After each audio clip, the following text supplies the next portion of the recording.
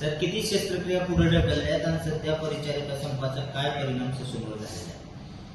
आता सध्याला आपल्याकडे म्हणजे साधारणतः गुरुवारपासून दिनांक 17 पासून आज 6वा दिवस आहे आणि नर्सिंगचा जो स्ट्राईक आणि सम चालू आहे त्या बाबतीत मी स्वतः तसेच आमच्या हॉस्पिटलमधील मेट्रन माननीय अधिष्ठाता यांनी त्यांना आवाहन केलेले आहे की हा सम आपण मागे घ्यावा.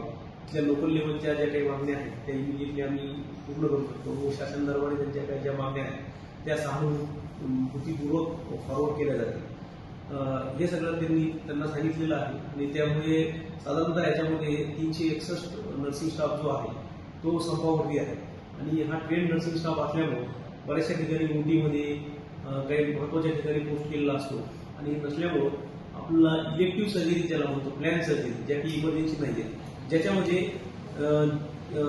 इमिडिएटली जीवाची जोखीम नाही आहे अशा सर्जरी ज्या आहेत त्या आपण प्लॅन सर्जरी पुढे ढकललेल्या आहेत आणि इमर्जन्सी सर्जरी जे आहे लेबर आहे डिलिव्हरीज आहे सिझरिंग सेक्शन आहे ह्या सर्जरीज आपल्या रुटीन प्रमाणे चालू आहे. इतर हॉस्पिटलवरून आपण काही स्टाफ मागवला मेडिकल कॉलेजवरून यामध्ये आपण प्रायव्हेट कारण हा जो स्टाफ आहे हा परमनंट स्टाफ आहे त्यामुळे याची रिप्लेसमेंट आपण तर ताबडतोब किंवा इमिडिएटली घेऊ शकत नाही.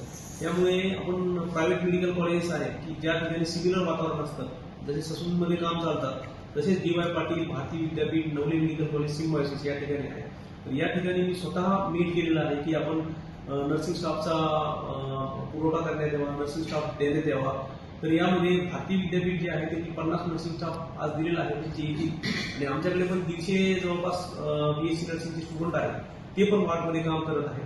त्यामुळे हे जे आहे त्याची भर आम्ही भरून काढू आणि बाकीच्या सेवाही सुरळीतपणे चालू करता येतील. इमर्जन्सी सर्व्हिसेस कुठल्याही परिस्थितीमध्ये आणि कुठल्याही याच्यामध्ये टाळल्या जाणार नाही. इमर्जन्सी सर्व्हिसेस देण्यातच येईल.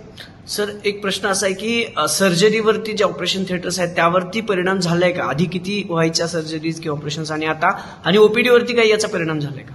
पहिले जे आहे साधारणतः आपली रेंज जे आहे ते 50 ते 70 सर्जरीची आहे. आता 25 ते 30 सर्जरी दिली होतं म्हणजे डेफिनेटली त्याच्यावर परिणाम झालाय कारण आपण प्लॅन सर्जरी जे आहेत त्या पुढे ढकलतो.